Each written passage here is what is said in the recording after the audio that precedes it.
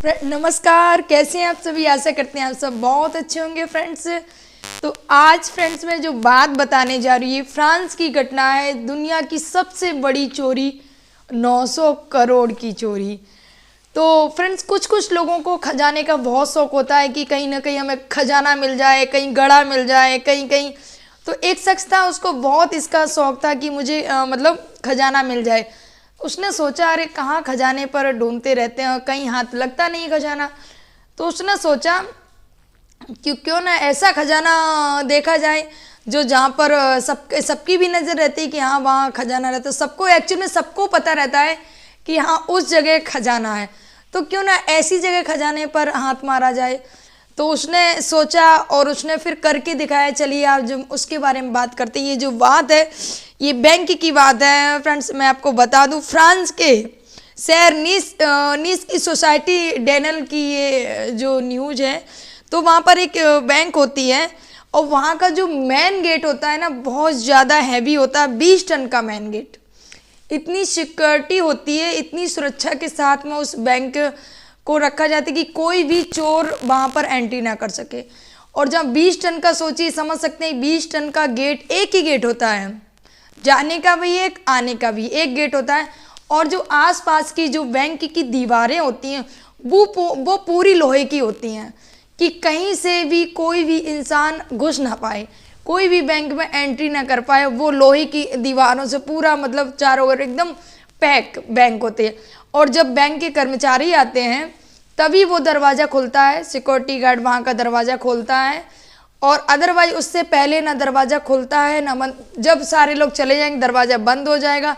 और उसका लॉक भी जो अलग से बनवाया जाता है, वो गेट ही इतना हैवी होता है, 20 टन का गेट है, उसमें लॉक होता है। उसको खोलना हर किसी, कोई भी उस गेट को नहीं खोल सकता है, उसको लॉक को नहीं खोल सकता। इतनी सिक्योरिटी थी उस दरवाजे में, इतना भारी लॉक था। और ये बात है 19 जुलाई 1976 की।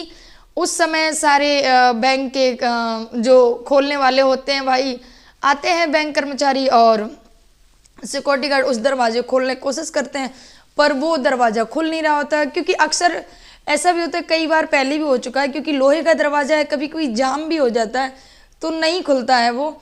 तो वो ट्राई करें शायद थोड़ी देर में खुल जाएगा, पर 1 घंटा हो गया तो वो दरवाज़ा नहीं खुला। तब तक बैंक के सारे कर्मचारी वहाँ पर आ जाते हैं, वो आ जाते हैं, तब भी वो ट्राई करते हैं खोलने का, नहीं खुलता है।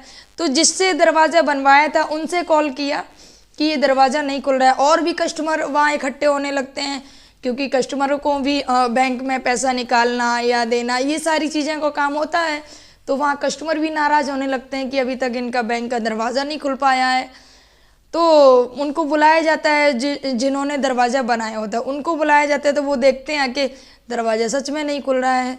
फिर सब लोगों ने बोला कि ऐसा करिए, इसमें ड्रिल मशीन से होल करिए तो शायद ये दरवाज़ा खुल जाए।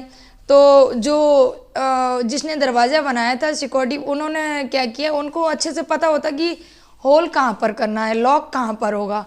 तो उन्होंने ड्रिल मशीन से उसको होल किया जहाँ पर लॉक होता है। तो वहाँ जब होल किया तो एक भाई ने, साथी ने एक हाथ डाल के देखा उस लॉक को खोलने की, आखिर क्यों जाम है। तो वो एकदम से चौंक गए देखकर। उन्होंने देखा पूरा आसपास का ड्रिल से एकदम से जाम कर रखा है, उसको चौक कर दिए थे, जाम कर रखा है उसको ड्रिल मशीन से कि दरवाज़ा खुल ना पाए। फिर क्या किया जाए, जब पूरा जाम है, दरवाज़ा ड्रिल से लॉक कर रखा है, उसको नहीं खोल सकते हैं। फिर क्या किया कि दूसरा कोई रास्ता नहीं है, तो उन्होंने दीवार थी, पूरी लोहे की दीवार थी, उसको उसमें होल किया। और इतना बड़ा उसमें होल किया कि एक आदमी उसमें अंदर जा सके, इतना बड़ा उनको होल करना पड़ा। और उन्होंने जब वेल्डिंग से होल कर दिया तो जब एक एक करके जब प्रवेश किए बैंक में अंदर तो सबके होश उड़ गए, क्योंकि बैंक के सारे लॉकर खुले हुए थे, सारे लॉकर लूटे हुए थे, बैंक में कुछ भी नहीं बचा था अब सारे। और वहाँ पर खाने पीने की भी चीज़ें थी और बहुत ज़्यादा मात्रा में चीज़ें थी, जैसे कि चोरों ने आकर तसल्ली से आकर वहाँ पर चोरी की, आराम से खाया पिया और आराम से बैठ के इत्मीनान से वहाँ पर उन्होंने चोरी करते हैं और चोरी करके निकले। वो सब ये देख रहे कहाँ से आखिर चोरी की, कहाँ से इन्होंने आए कहाँ से, क्योंकि सब कुछ तो लॉक है। तो एक नज़र जाती है गड्ढे पर, एक गड्ढे पर नजर जाती है तो वो समझ गए कि यहाँ से ही चोर आया अंदर से, क्योंकि बाहर से आने का, उस बैंक में जाने का कोई रास्ता नहीं था, मेन ओनली एक मेन गेट के अलावा। तो उन्होंने वहाँ पर देखा, उस गड्ढे में पुलिस को इन्फॉर्म कर दिया गया था कि ऐसे ऐसे चोरी हो गई यहाँ पर। तो उसी समय पुलिस आती है और वो देखती है, चेक करती है, तो वहाँ पर गड्ढा मिलता है और गड्ढे में सुरंग होती है।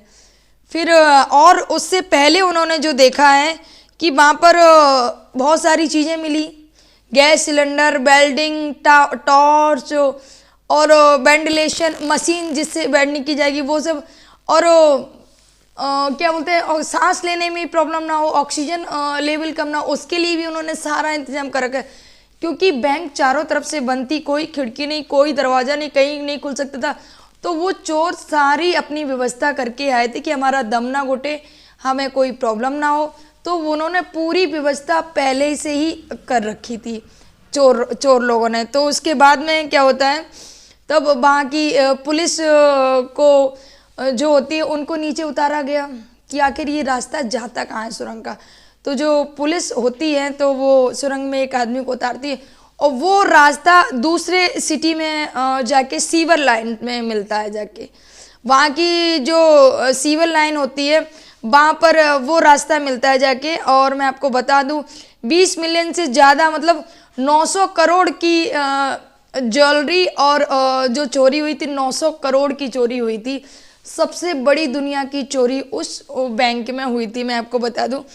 तो 3 महीने तक तो वहाँ पर कोई सुराग ही नहीं मिला कि आखिर किसने चोरी की है, कुछ पता ही नहीं चला था। पुलिस भी बहुत परेशान थी, आखिर इतनी बड़ी चोरी हो गई है लेकिन चोर का कहीं नहीं पता चला है। और वो सुरंग के रास्ते ही उन्होंने सुरंग बनाई और सीवर लाइन के द्वारा वो अंदर बैंक में प्रवेश करते हैं और अपनी चोरी को अंजाम देते हैं। लेकिन 3 महीने तक पुलिस के हाथ खाली थे, उनको कहीं कुछ भी पता नहीं चल रहा था कि कोई भी एक सुराग मिलता उनको, कि पता चलता कि कैसे क्या चोर अंदर किया आया है। क्योंकि उस समय में ज़्यादा सीसीटीवी कैमरे और वो सब भी नहीं थे कि कोई सुराग मिले कि हाँ किसी, कुछ भी नहीं था। तो पुलिस के हाथ खाली थी, 3 महीने हो गए थे इस चोरी को, कुछ सुराग नहीं पता चल रहा था। तो अक्सर एक दिन क्या होता है कि शाम के टाइम एक लड़की थाने में आती है और बोलती ये जो चोरी हुई थी उसमें मेरे बॉयफ्रेंड का हाथ है, क्योंकि उसकी बातों से पता चलता है उसने बहुत बड़ी चोरी की है। तो पुलिस को तो एकदम बहुत अच्छी न्यूज़ मिल गई, क्योंकि जिस चीज़ के लिए वो 3 महीने से परेशान थे वो एक लड़की ने आकर सॉल्व कर दी। तो उसने उस लड़के का नाम बताया और वो वहाँ पर पहुँच गए। कुछ घंटों बाद उस लड़के को गिरफ्तार कर लिया। जब उस लड़के को गिरफ्तार कर लिया गया तो क्योंकि एक सदस्य इस चोरी को नहीं कर सकता था, क्योंकि इसमें सुरंग खोदने में भी बहुत टाइम लगा होगा, जो भी है एक इंसान इसको नहीं अंजाम दे सकता था। तो उसने क्या किया कि और लोगों से मिलकर, तो और लोगों के नाम बताए गए, उनको भी जो भी गैंग वहाँ के थे जो चोरी करने में सक्रिय थे उनको भी पकड़ा गया। लेकिन कोई भी उनका जो मास्टरमाइंड है उनका नाम नहीं ले रहा था, क्योंकि छोटे मोटे जो चोर होते हैं उनकी पुलिस ये मानने के लिए तैयार ही नहीं थी कि ये छोटे मोटे चोरों का काम हो सकता है, इसमें किसी बहुत बड़े गैंगस्टर का हाथ है जिसने इसमें अपना शातिर दिमाग लगाया है। छोटे मोटे चोर कभी इतना सोच ही नहीं सकते, इतना कर ही नहीं सकते। इस लेवल की चोरी छोटे मोटे चोरों की बस की नहीं है। तो पुलिस को बस यही था कि इसका मास्टरमाइंड पकड़ा जाए, कैसे भी करके उस मास्टरमाइंड तक पहुंचा जाए। तो फिर किसी ने कबूल कर लिया कि इसका मास्टरमाइंड कौन है। तो उसने बताया अल्बर्ट स्पाजियारी। अल्बर्ट स्पाजियारी फोटोग्राफर था। वो एक फोटोग्राफर था। जब वो पकड़ा गया उसका नाम लिया उसने। फिर जब जो मैन पकड़ा गया उससे जब पूछा गया तब उसने पूरी चोरी की हिस्ट्री बताई कि मैंने कैसे, जो अल्बर्ट है उसने कैसे चोरी को अंजाम दिया। तो उसने बताया कि मैं फोटोग्राफर हूँ और मैं अक्सर फ़ोटो खींचा करता हूँ और मैं एक खजाने की तलाश में रहता था। फिर मैंने कहा कि ये खजाना तो छोड़ो, जो सच में खजाना है उस पर नज़र मेरी पड़ी, वो इस बैंक में। मैंने इस बैंक को सर्च किया कि सबसे ज़्यादा बैंक में लॉकर और पैसा किस बैंक में जमा होता है। तो मेरी नज़र इस बैंक में पड़ी। मैंने इसके बारे में पूरी जानकारी ली। फिर मैं यहाँ पर आया, मैंने यहाँ पर अपना अकाउंट खुलवाया। मैंने अकाउंट खुलवाया यहाँ चारों तरफ देखा कि कोई भी जरिया नहीं है यहाँ से अंदर जाने का या अंदर से बाहर जाने का, ओनली एक ही दरवाज़ा। इतनी सिक्योरिटी है यहाँ पर कि चोरी करना नामुमकिन है। फिर उसने दिमाग लगाया कि उसने एक लॉकर लिया और उस लॉकर में उसने ये चेक करा था कि इसमें कहीं सिक्योरिटी अलार्म तो नहीं है कि अलार्म बजने लगता है सब लोग सावधान हो जाते हैं, तो वो चीज़ उसने नोट की। तो उसने क्या, जब लॉकर लिया तो उसमें एक अलार्म भी रख दिया साथ में, लॉकर के साथ में, और अलार्म में टाइम फिक्स कर दिया उसने। अलार्म में जब टाइम फिक्स कर दिया तो वो अलार्म टाइम से बजा, लेकिन किसी को फ़र्क नहीं पड़ा। फिर दूसरे दिन वो गया, फिर से उसने अलार्म लगाया, टाइमिंग सेट की लॉकर में अपने और रख दिया। उसने देखा 2 दिन मैंने ऐसा किया, किसी को कोई फ़र्क नहीं पड़ा है। मुझे लगता है इसमें सिक्योरिटी का जो है, सिक्योरिटी इसमें कुछ भी नहीं है कि आप जैसे कोई कुछ हो रहा है तो सिक्योरिटी अलार्म बजेगा, ऐसा कुछ नहीं है। तो हम आराम से चोरी इसमें कर सकते हैं। तो उसी समय उसने प्लान बना लिए कि हम यहाँ आराम से चोरी कर सकते हैं। अब उसने ये देखा कि हम इसमें अंदर कैसे एंट्री करेंगे।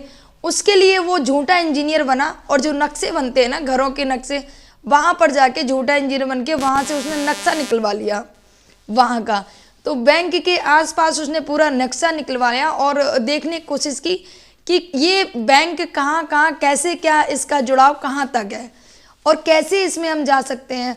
जब उसने नक्शे में देखा कि हम यहाँ से सुरंग बना के, फिर उसकी नज़र सीवर लाइन पे पड़ी कि ये सीवर लाइन इस यहाँ से निकलती है इस सिटी से और यहाँ पर ये जाती है। वो वहाँ पर सीवर लाइन उन्होंने देखी और उसके बाद में सीवर लाइन के बाद में उन्होंने 26 फीट लंबा सुरंग बनाया। जहाँ सीवर लाइन ख़त्म होती है वहाँ तक तो वो उसके बाद में 26 फीट लंबा एक सुरंग बनाया। और उसके 26 फीट लंबा बनाने के लिए फ्रेंड्स आपको पता है कि टाइम तो लगेगा और 1-2 लोगों का काम नहीं कि इतनी ज़्यादा सुरंग को बना सके। इसको बनाने के लिए 2 महीने लग गए।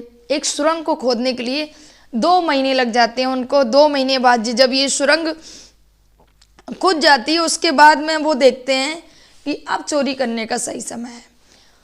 तो उन्होंने देखा कि छुट्टी किस दिन पड़ती है। बैंकों में अक्सर शनिवार और सैटरडे और संडे की छुट्टी रहती है, शनिवार और रविवार। उसने देखा कि ये बहुत अच्छा टाइम है। जैसे ही छुट्टी शुक्रवार को छुट्टी होती है, शनिवार और उसकी छुट्टी रहती है, उन्होंने क्या किया, रात में ही शुक्रवार को छुट्टी होने के रात में ही उन्होंने प्रवेश कर लिया बैंक में। उस सुरंग के द्वारा अंदर आ जाते हैं आराम से। वो 72 घंटे उसमें आराम से रहते हैं और चोरी करते हैं, खाते हैं, खाने पीने के सामान भी साथ में लेकर आते हैं। और गैस के ऑक्सीजन की कमी ना हो उसके लिए भी, और जो वेल्डिंग मशीन है उसके लिए वो सारा, और जितने भी कटर होते हैं जो गेट को लॉकर को काटने वाले, वो सारे अपना पूरा बंदोबस्त के साथ में वो सारे साथी एंट्री करते हैं और आराम से वो शनिवार को और संडे को आराम से चोरी करते हैं। उसके बाद में रात में निकल लेते हैं वो। तो चोरी करने के बाद में वो निकल लेते हैं आराम से और किसी को पता भी नहीं चलता है। जब बैंक खुलती है मंडे को तब पता चलता है कि हाँ चोरी हो गई है। तो ऐसे करके एक चोर ने इस चोरी को अंजाम दिया। उसके बाद में इस जो चोर है इसने पूरी अपनी कहानी बताता है कि ऐसे ऐसे करके 27 घंटे हमने चोरी की। और उसके बाद में क्या होता है कि उसको क्योंकि सबसे बड़ी चोरी थी, इतनी बड़ी चोरी थी कि आज तक वो चोरी नहीं हुई थी, तो उसको उम्र कैद की सज़ा मिल जाती है, उम्र कैद की सज़ा सुनाई जाती है। और ये जो खजाना कहाँ रखा है वो बताने के लिए तैयार नहीं था। इतने सारे जो भी उसके साथी सबसे पूछा जाता, थोड़ा बहुत मिल चुका था, लेकिन पूरा खजाना उसने कहाँ कहाँ छिपाया ये किसी को नहीं पता था। खजाना पूरा रखा कहाँ पर है, जो पैसे हैं, जो ज्वेलरी है उसने कहाँ छिपाई है वो किसी को नहीं। तो लास्ट दिन आता है उम्र कैद का, तो वो जो जज साहब होते हैं उसका उम्र कैद का लास्ट दिन था, तो उस उम्र कैद की उसको सज़ा सुना दी जाती है। सज़ा के बाद में वो अपने जेल में जाने वाला, उससे पहले ही वो एक कोड वर्ड जज साहब को लिख के देता है पर्चे में। तो जज साहब ने बोला ये कहाँ है, अभी भी समय है, बता दो कि और खजाना कहाँ पर है, मैं तुम्हारी सज़ा थोड़ी कम कर दूंगा। उन्होंने ये भी बोला मैं तुम्हारी सज़ा थोड़ी कम कर दूंगा, पर तुम खजाना बता दो, खजाना कहाँ पर है। पर उसने क्या किया, उसने एक पेन और कागज़ लिए, उस पर एक कोड वर्ड लिख दिया। बोले ये कोड वर्ड है, यहाँ पर खजाना आपको मिल जाएगी, ये कोड वर्ड है। तो बोले कोड वर्ड क्या है, ये तो मैं समझ ही नहीं पा रहा हूँ, कम से कम इसके बारे में तो बताओ मुझे, आप नहीं बताओगे तो हमें नहीं पता चलेगा।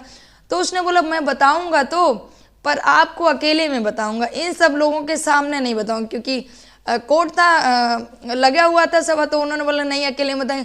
तो सब राजी हो गए कि चलिए, जज साहब ने बोला, उसने बोला कि मैं कमरे में बताऊंगा आपको अकेले में। तो जज साहब ने बोला ठीक है चलो कमरे में चलो। तो सब लोग वहाँ कोर्ट में बैठे होते हैं, जज साहब और वो चोर। तो वो कमरे में लेके जाता है और बैठते हैं जज साहब और वो चोर भी बातें करते हैं। तब तक क्या होता है, जज साहब अब बातें कर ही रहे होते हैं, थोड़ा सा उठने की कोशिश करते हैं, वैसे ही वो चोर फटाक से एक जो खिड़की होती है, क्योंकि फर्स्ट फ्लोर था, खिड़की होती है कमरे में, और खिड़की से कूद जाता है नीचे। नीचे एक बाइक खड़ी हुई थी, वो बाइक लेके फरार हो जाता है। और वो ऐसे फरार होता है कि आज दिन तक उस चोर का पता नहीं चलता है। पुलिस खूब ढूंढती है पर उस चोर का कहीं भी कोई सुराग नहीं, कोई पता ठिकाना नहीं चलता है। उसके बाद में 8 जून 1989 में एक न्यूज आती है, खबर आती है कि अल्बर्ट की मौत हो गई है। तो उसकी माँ ने बताया कि पता नहीं कौन मेरे बेटे को मार के मेरे घर में बॉडी को उसको छोड़ गया है। तो उनकी माँ ने ये बताई, ये जो खबर मैंने आपको बताई है, उनकी माँ ने पुलिस को बताई, सूचना दी कि ऐसे ऐसे करके मेरे बेटे को कोई मार के यहाँ पर डाल गया है मेरे घर के जस्ट सामने। तो फ्रेंड्स ये वो चोर था, और आज तक उस खजाने का पता नहीं चल पाया है कि पूरा खजाना कहाँ है। और पूरा जो इस बैंक की सबसे बड़ी चोरी थी फ्रेंड्स, 900 करोड़ की चोरी मायने रखती है, 900 करोड़। और उस टाइम में जो कि 19 जुलाई 1976 की ये चोरी सबसे बड़ी, वर्ल्ड की सबसे बड़ी चोरी थी। और एक शातिर चोर जो आज मतलब भाग गया, जज के सामने से वो चोर भाग जाता है, कूद कर भाग जाता है, शायद ही मैंने आज तक नहीं सुना। और ये उस चोर ने अंजाम दिया, और उसके बाद में उसका कहीं दूर दूर तक कोई पता नहीं चलता, उसका सुराग भी नहीं मिलता कि आखिर वो कहाँ गया। और उसके बाद में उसके घर पर उसकी बॉडी आती है। तो ये जो चोर की कहानी थी फ्रेंड्स, ये फ्रांस की ये जो घटना थी, दुनिया की सबसे बड़ी चोरी थी फ्रेंड्स। कैसी लगी आज की हमारी स्टोरी, कमेंट जरूर करिएगा फ्रेंड्स। आप सभी को मेरा प्रणाम, राधे राधे।